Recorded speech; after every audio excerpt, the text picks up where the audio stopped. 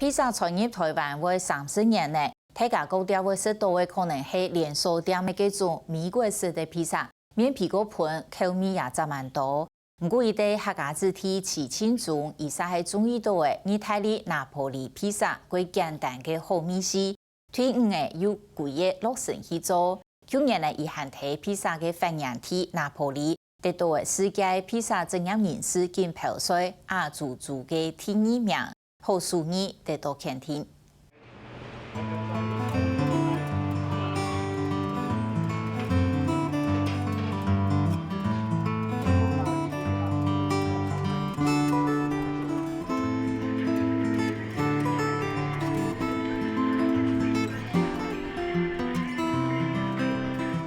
一行嘅店鋪就咁數到意大利風情，唔是講是落在都係，而係一等正統嘅意大利拿破里披薩。那我們現在放的話，就是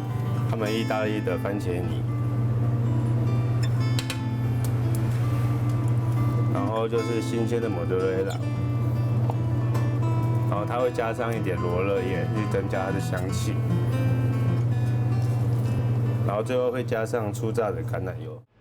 像拍鳳同意大利國旗色相同嘅三色披薩馬格利鐵，就係拿破里披薩一等傳統又經典嘅口味。簡單嘅料味是當然會前面，未真是係考驗師傅嘅功夫。因為它裡面溫度很高，所以一定要就是一直去翻轉，然後你看它很快就上色上去了。一表能短短的90秒，就熟碌碌的很好的調上咗，還看到邊皮順烘有幾片包穩一點。跟一般披薩比的話，比較不膩。就是它其實雖然多，可是不是那種你吃了會很飽很怕那種，應該可以吃蠻多個。因為它就是跟外面連鎖店不一樣，像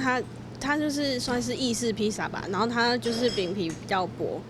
然後因為我自己沒有很喜歡那個起司吃了會。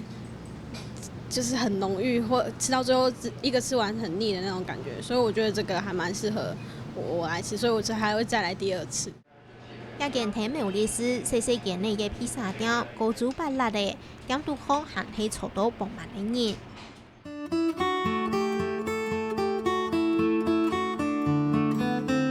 除了披薩嘅好食，上人來見外，一定重要嘅人件係調價切清楚，能對最早有披薩嘅意大利拿破里拿到世界做披薩師傅金泡水亞洲組亞軍嘅功用。比賽的時候，很多個國家，其實當時我們比賽的時候都不會想太多，因為每個選手上場的時候大概只有3分鐘到4分鐘就烤好一片，所以我們做披薩的時候都是保持就是很冷靜的狀態下，就跟在自己的店裡啊，就是做披薩給客人吃的感覺是一樣，就是我去那邊就是做一片披薩給評審這樣子吃。像差價唔差，喺台灣都盲拿第1名，咁嘛佢呢個體排出門都有比賽，咁我喺想第2同埋開發者，結果真的傳來戰了，把那個產品來看下面，真的拿到獎，哇，真的。不簡單的兒子啊！50個國家400人嘅選手來比賽，得到按好嘅成績，規模簡單。搭鋪就算細細嘅蔬菜，未係關卡。比賽的窯爐就是會有很多選手使用嘛，對，所以你就是要去注意說，輪到你上場的時候，那個溫度夠不夠這個披薩去烤，然後我們去拿破里的天氣也會受影響，因為台灣發酵跟意大利發酵也是比較不一樣。我哋將唔係天蛋糕跌下來嘅，切清中土法煉嘅傳入，本但對做披薩全唔曉，愛多熱咧做拿破里披薩嘅人，而早地講一定神忙一定拼。那時候我在學這個披薩的時候，也是遇過很多瓶頸，就是問很多人很多人都是不會。然後後來我就是去網絡上，然後就是認識一個拿破里意大利的師傅，對，然後我們就透過網絡平台這樣子去學習。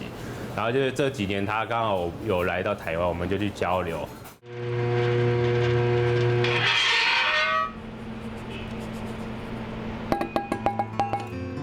學嘅過程會遇到很多問題，係因為意大利拿破里披薩其實同台灣一般人哋嘅連鎖店嘅披薩全部相同，伊美熟食是普通一般的米食。意大利式的披萨是强调用手工作为饼皮，爱一盘爱一泡，有关键的标准。一开始用机器打好，还爱登记冰凉的比法，要考量无同样的温度同湿度，能做出又 Q 又省牙的饼皮。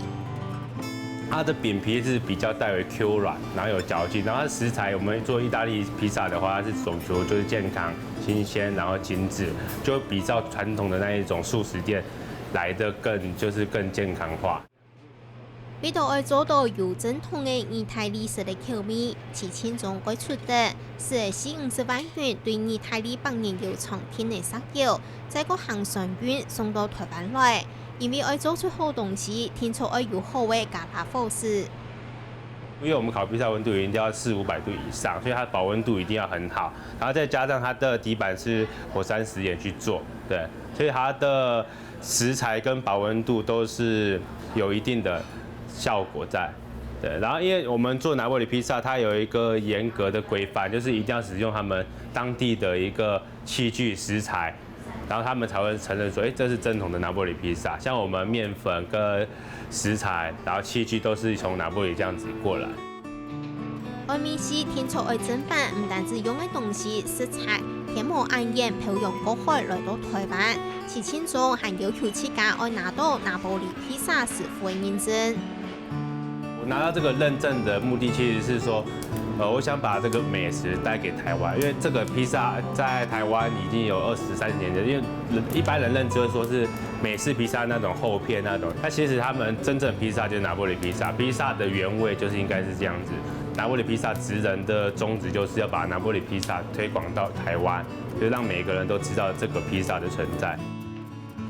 台湾人体最早做出披萨的拿坡里拿到亚军，拿到奖比的7000种一定上爱囤几罐美食，就睇苗栗家乡同大家分享。